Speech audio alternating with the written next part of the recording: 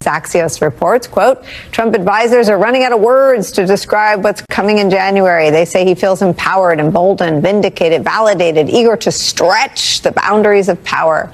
He's egged on by Musk and others and picking trusted brawlers for the toughest, most controversial tasks. Writing in The Atlantic, David Frum exposes the constitutional crisis Trump will unleash. Quote, FBI directors wield awesome powers over the liberties of Americans. More than tariffs, more than tax cuts for his wealthy friends, and even more than his anger over immigration, Donald Trump's campaign was about one thing: retribution that he has promised, and retribution that he wants to deliver on against his political enemies, against President Biden, against Liz Cheney, against Jack Smith, against Mark Milley, against anyone in his last administration who spoke out about what a threat to democracy he is and continues to be. But there is a way to push back against that retribution. And President Biden, in the final weeks of his presidency, is using it much to Donald Trump's dismay. And we are going to get into all of that before we do. If I could quickly ask you to leave a like on this video, and if you haven't already and you enjoy our channel, to hit that subscribe button. It goes a long way. And it really means the world to me now, before we get into what President Biden is doing to preempt and stop Donald Trump's use of lawfare against his political enemies. I want to get into a little bit of the planning of how he would do that in this clip from Nicole Wallace. Right here. Into his 10-year term, Trump this weekend broadcast his intention to replace him with someone else, someone who will follow through with Trump's goal, stated as it is, of weaponizing the Department of Justice for his own purposes. Enter a man named Kash Patel. Listen to how closely aligned he is with Trump.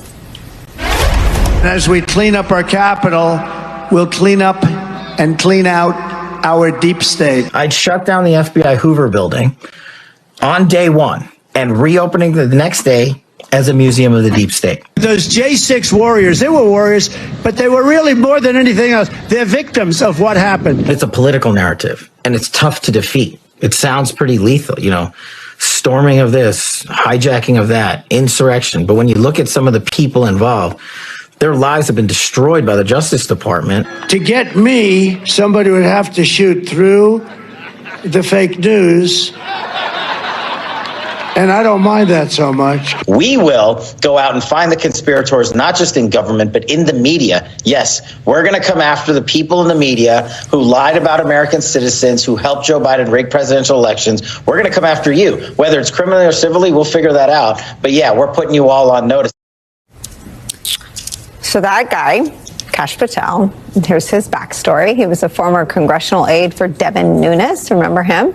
He was the primary author of the Nunes memo, which accused the FBI and the Department of Justice and their officials of bias in the Russia investigation, something that was never found in multiple audits. He's the author of a children's book. This is my favorite thing about him. The book is called The Plot Against the King. It tells the story of Kash, a wizard, who works to save King Donald from the evil doings of Hillary Clinton and a shifty knight. So subtle. Patel was also the person Donald Trump wanted to install as the CIA deputy director in the waning days of his last administration, although then CIA Director Gina Haspel threatened to quit if he did that. Trump's choice of Kash Patel shows, though, that things are much different now. As Axios reports, quote, Trump advisors are running out of words to describe what's coming in January. They say he feels empowered, emboldened, vindicated, validated, eager to stretch the boundaries of power.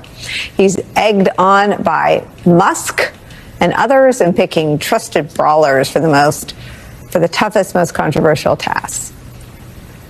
Writing in The Atlantic, David Frum exposes the constitutional crisis Trump will unleash. Quote, FBI directors wield awesome powers over the liberties of Americans. The unwritten rule governing their appointment: no dismissal except for compelling cause, bulwarked American law and freedom for half of a century. Even first-term Trump dared not openly defy it. But second-term Trump is opening with a bid to junk it altogether. Donald Trump Kash Patel. At a period of time, Matt Gaetz, even though that was short-lived, all of his cronies, all of his stooges were planning to use the levers of power within the executive branch of the government to wage the same lawfare against Donald Trump's political enemies that he claimed CL Democrats were using against him. Of course, a false claim that wasn't happening. But now Donald Trump wants to do that, and Joe Biden recognizes it. Harris recognized it, and tens of millions of people who voted for her did as well, but not enough people did, unfortunately. And so now Donald Trump is going to try to use all this anger and all the power that he now has to go after his political enemies, but President Biden is getting in his way.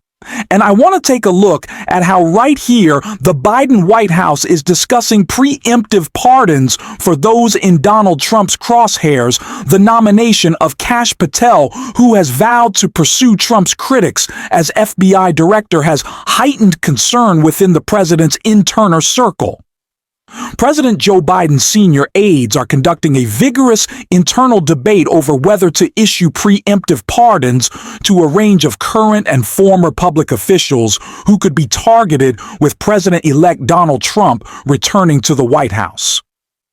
Biden's aides are deeply concerned about a range of current and former officials who could find themselves facing inquiries and even indictments. A sense of alarm which is only accelerated since Trump last weekend announced the appointment of Kash Patel to lead the FBI. Patel is publicly vowed to pursue Trump's critics. The White House officials, however, are carefully weighing the extraordinary step of handing out blanket pardons to those who've committed no crimes, both because it could suggest impropriety, only fueling Trump's criticisms, and because those offered preemptive pardons may reject the deliberations' touch on pardoning those currently in office, elected, and appointed, as well as former officials who have angered Trump and his loyalists. Those who could face exposure include such members of Congress's January 6th Select Committee like Adam Schiff and former GOP Representative Liz Cheney of Wyoming. Trump has previously said Cheney should go to jail along with the rest of the Unselect Committee. Also mentioned by Biden's aides for a pardon is Anthony Fauci. I think this is exactly what the Biden administration needs to be doing right now, working to preempt Donald Trump and his cronies from not trying to jail their political opponents, because at least for now, Donald Trump cannot throw whoever he wants in prison, but he can ruin their lives with phony investigations, make people rack up hundreds of thousands, if not millions of dollars in legal fees, and make them a threat for MAGA to go after. And so I think this is the smart thing to do from President Biden, but he has to message why I agree that if you just start handing out blanket pardons, it seems a little weird, even though we know that Adam Schiff hasn't committed any crimes, NEE's Liz Cheney. But if you do it, it just comes off sketchy. You have to communicate why you are doing so. It's because of the lawfare that Donald Trump has already promised. You're not making it up. You're not crying wolf. You're not acting ridiculous. Donald Trump has said this is what he wants to do, and those that he is appointing to positions in his cabinet have as well, in sometimes even more extreme ways. So this isn't Democrats freaking out. This is Joe Biden taking the necessary steps to protect against the Trump administration, and there are lots of Democrats doing the same. One, of course, is Jasmine Crockett, who is calling out Donald Trump in this clip right here. Congresswoman, is this pick more retribution against the rule of law from Trump?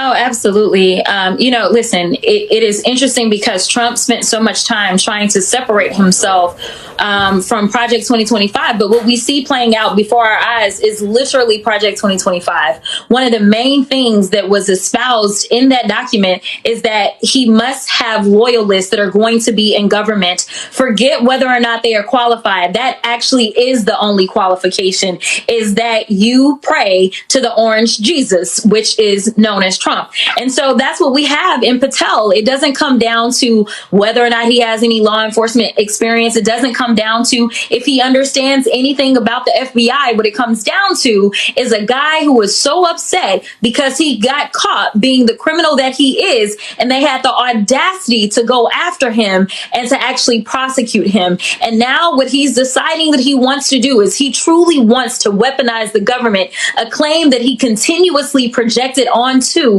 this administration. But here's the deal. The big question is whether or not the current FBI director is going to step down, another person that he actually put into that position, because he still has time on the clock and doesn't necessarily have to leave. Now, let's turn to the economy, where experts have warned that Trump's promised tariffs on Canadian and Mexican goods and a hike on Chinese products will hurt the economy and blow up inflation, particularly in import-reliant states like Texas, where you serve from. You've warned the American people to buckle up for economic pain under Trump's plan. But millions of Americans voted for Trump, who campaigned on these tariffs. Even if their economic pain deepens because of them, the tariffs that is, will they turn away from him now? You know, I have no idea, but I will say that there should definitely be some folk that decide, you know what, maybe that wasn't the best idea to either stay at home and not go and vote for Kamala Harris, or that I decided to get up and go and vote for this guy who was promising tariffs, because I have seen where people have said, well, wait a minute, I thought the tariffs just meant that the other countries were going to pay something. I didn't realize that this was going to impact me. And I think that it's important that the American people see that we saw the prime minister for Canada go and speak to him. And basically you have, our friends from up north as well as our friends down south in Mexico seemingly trying to educate the guy that is run on being this great businessman. But what I try to remind people of over and over again is that this guy isn't allowed to operate a business in the state of New York because he's actually a terrible business person. And this, honestly, this idea, this ploy to throw tariffs onto everything, I don't even understand how Elon can stand for it, because his precious little Tesla, while they may be made in right here in Texas nowadays, here's the reality. The Tesla has components of it that are not made in the United States, just like almost every single thing that we have. Not to mention when we start to talk about agriculture and our food. And the reality is that this is going to impact every facet of our lives if someone doesn't get a hold of Trump and tell him to chill out on all of this pain that he's about to inflict as relates to the tariffs. We need more voices like Jasmine Crockett pushing back against Donald Trump every single day, and we're going to continue to uplift those voices on this show. And if you want to support that, as always, you can hit that subscribe button. You can leave a like on this video, and if you're stuck around at the end, you can drop a blue heart in the comments. And until next time, I'll see you soon.